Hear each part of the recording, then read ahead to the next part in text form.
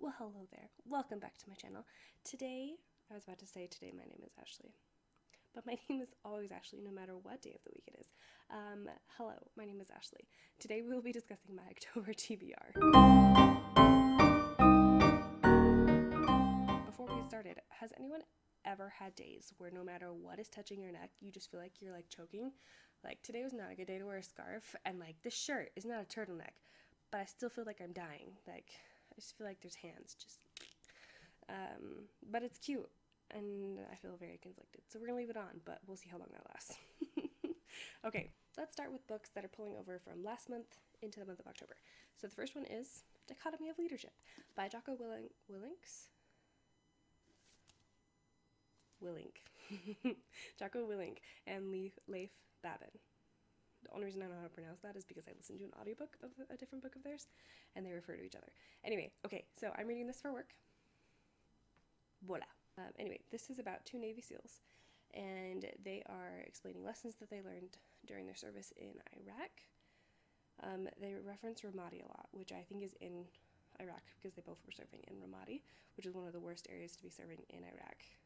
Anyway, so they took all of the lessons that they learned from their service and turned it into a business because it turns out that principles of success carry across multiple disciplines. So they now own a coaching business to some extent, I guess, where they teach people how to apply techniques such as extreme ownership or geez, I've read 2 books by them and I still can't remember anything.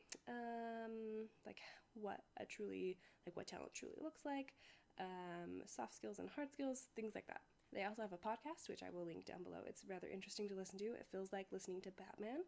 I don't know whether it's Jocko or Leif that sounds like Batman, but one of them sounds a lot like Batman, and it's really interesting to listen to. So take a listen down below if you're interested. Currently, I am on page 118, 116. Snapshot change 2 pages, so almost halfway. This will it'll either be finished this month or next month. Kind of taking it a little bit slow just so that I can make sure I can talk about it coherently later on. Other than that, I do have a couple books that I have started, but I don't know if I'm going to continue or finish them or worry about them this month. So I'm not going to add them to this list here. Okay, so then moving on, we have books that I'm planning on reading this month. So the very first one is Frankenstein. This is a classic novel by Mary Shelley. This follows the story of Viktor Frankl, who is a scientist who figures out the secret to creation. Yeah, that works. That's a complete sentence. He figures out the secret to the creation of life, and he animates a body, and then things go terribly awry, as they often do in Gothic novels. I have read this technically, but I don't remember anything about it. Currently, I am, 40% of the way through. I won't give any spoilers, but this book cracks me up because it is a letter that talks about a letter that also talks about a letter. So it's very you have to be paying attention to where you are and who's talking, and when letters end then it moves back. It's a little bit entertaining just from that aspect. Anyway, that's besides the point. So definitely planning on reading Frankenstein this month. I will be having a Frankenstein reading vlog so you can follow along with me and see how that journey goes. There will be spoilers in that vlog though, so heads up. Okay, number 2. This is The Lost Apothecary by Sarah Penner. This may or may not come in for me on the Libby app because I have it on hold. My library finally got a copy of this, and I'm very excited to read this. This follows the story about an apothecary set in the 1800s, and it is an apothecary that helps women get rid of nuisances in their life, and those nuisances are men. So any abusive relationship that they're having, they have a cure for that, whether that be subtle poisoning, whether that be outright murder. This is super interesting. I love that aspect of the idea. However, when I dug more into this novel, I'm not sure if this is a novel that I'm going to love, simply because it's kind of set up like a historical fiction. I'm not sure if The Lost Apothecary is an actual thing that was going on, because if so, that's amazing. If not, then this is a made-up, somewhat historical fiction where it takes place in the past, but it also takes place in the future, and it jumps back and forth between those. And like, historical fiction is one of my least favorite genres. Like, it probably is my least favorite genre, and time traveling back and forth between past and present is my least favorite form of historical fiction. So I don't know. I don't know if this is the book for me. I tend to really despise these kinds of novels, and I find them quite boring and hard to get through. But I love the idea of this so much that I really want it to work.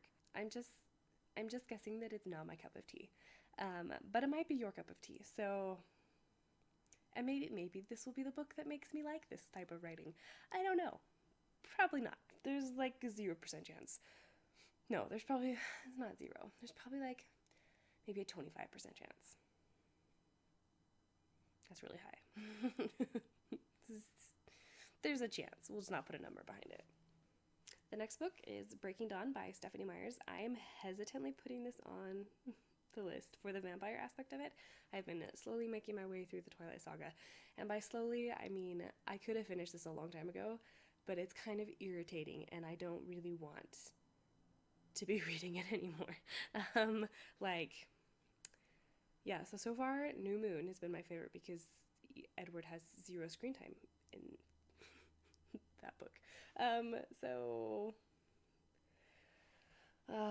I finished whatever the third one is. Not Breaking Dawn. That's the one I'm attempting to read.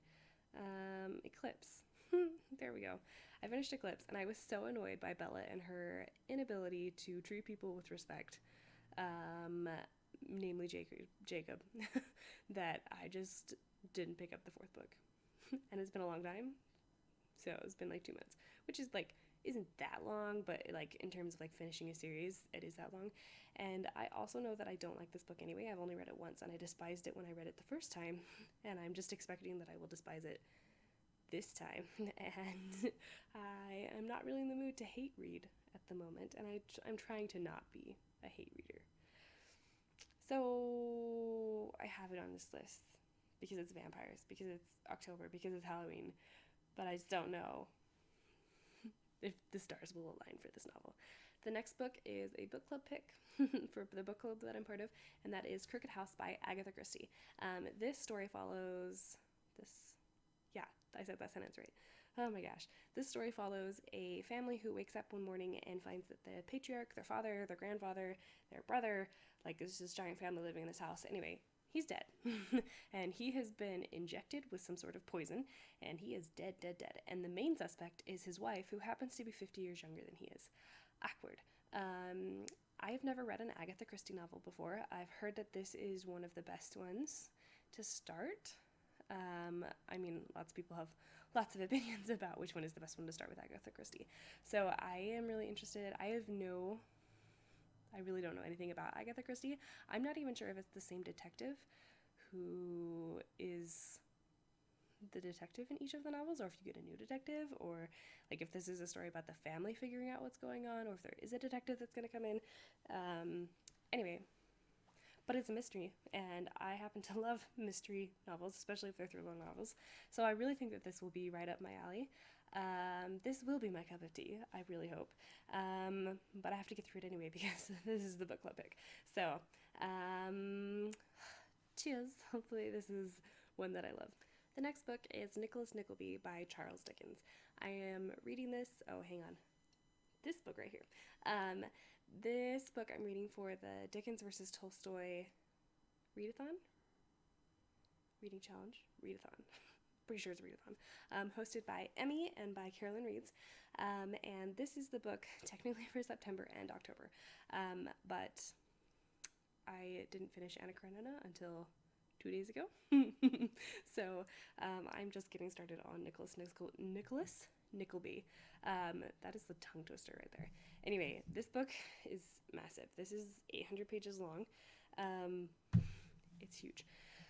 And I really would love to participate in the actual live show at the moment that the live show happens. But like I said, this thing is 800 pages long. And I think I'm going to listen to a lot of it and use the audiobook, simply because I'm not sure I want to annotate this. Oh wait, hang on. Let me describe this story. This is the story of Nicholas Nickleby, who is left to provide for his mother and his sister And also there's a boarding school. It's a terrible bullying boarding school, if I remember correctly. That's really all I know about the plot. When I'm sure that could go a lot of different ways in 800 pages. Anyway, but some of the critiques that I've read about this novel mention that some of the same problems that existed in Oliver Twist also exist in this novel, namely that the main character doesn't really grow or change. He's just perfect, and he's there kind of to provide a contrast to these like really wicked evil characters. And I didn't love that in Oliver Twist. I didn't really like Oliver Twist very much. Like, I thought that there was a lot of potential, and I could see a lot of really good things out of Charles Dickens. So I guess part of this journey is watching Charles Dickens become a better writer, because I've heard that some of his later novels don't have that problem, and they are really beautiful. So I guess he's open. So far, very solidly in this debate, I am very much on Tolstoy's side. But also, we're starting off really strong with Tolstoy. So, anyway, I really would love to be able to do that. The audiobook is 30 hours long, I think. I have it checked out. And my plan is to hesitantly listen to an hour every day. And shoot, today's the first day of October, so I need to get started on that. So if I do an hour a day, then I'll be finished on October 30th, and we'll see how well that plan goes. Usually planning things out like that is not great. Plus, I only have it for 21 days, but I'm sure that people aren't just like lining up to check out Nicholas Nickleby. So I'll go back and forth between the audiobook and reading it, and we'll see how this goes. Honestly, I'm really also hoping to find a book that just kind of sucks me in and draws me in, and I just am not, like, these are books that I definitely want to read, and I have a level of excitement about them, but I also don't currently have any book that I'm like, yes, this is the book I need to be reading right now. I'm so excited to read this book. So maybe we call that a reading slump, and maybe what that really means is that I need to back off and not read anything. Maybe it just means that I spent a lot of time reading Anna Karenina, and I'm a little tired of reading, and I just need to take a small break. I don't know. I don't know what that means. So I guess we'll have to see how that goes also.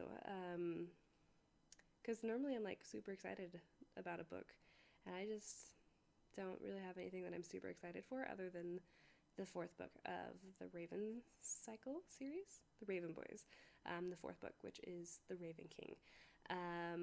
Because I've been rereading that series again because it's lovely, and I'm waiting for the audiobook because I love the audiobook most. And then I can go back and forth between reading the physical copy and then reading and listening to the audiobook. But that's like still weeks and weeks away, so it probably won't happen this month. Anyway, other than that, I'm like, these books all are interesting, but there's also a little bit of just like, do I want to? Which, I don't know, maybe we should psychoanalyze that. Let's not. Anyway, so these are the books that I'm hoping to get read in the month of October. I'm also hoping to like rediscover a book that I really love that's really interesting to me. That's kind of where we stand. Anyway, I'll talk with you all in the comments down below and in another video. Bye!